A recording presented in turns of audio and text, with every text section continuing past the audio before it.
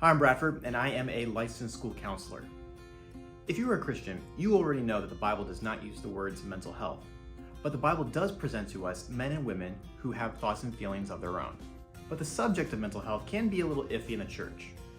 There have been instances where some have asked whether mental health has any place in the church at all.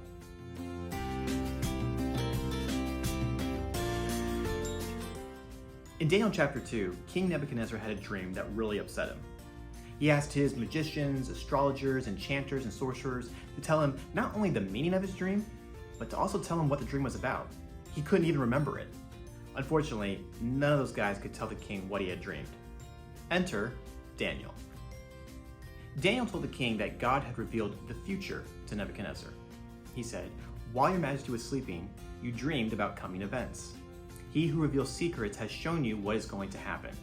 And it's not because I am wiser than anyone else that I know the secret of your dream, but because God wants you to understand what is in your heart." God wants you to understand what is in your heart.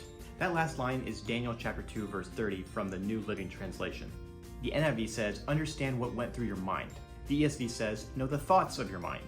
So Nebuchadnezzar had something on his mind, so much so that God revealed to him the future as a way to address it. Sidebar, remember, Daniel 2 is not about mental health.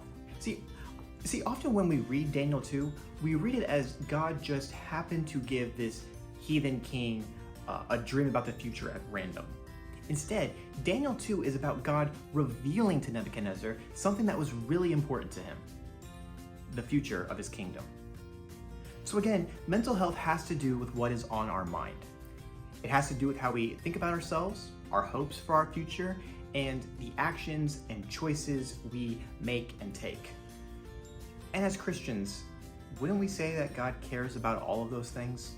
So to summarize, mental health has to do with what is on our mind. God is concerned with our future and the choices we make. Or to put it more simply, God is concerned with what is on our mind. So here's some questions for you. 1, what is on your mind? 2, what do those thoughts tell you about yourself? And 3, who can you talk to about what is on your mind?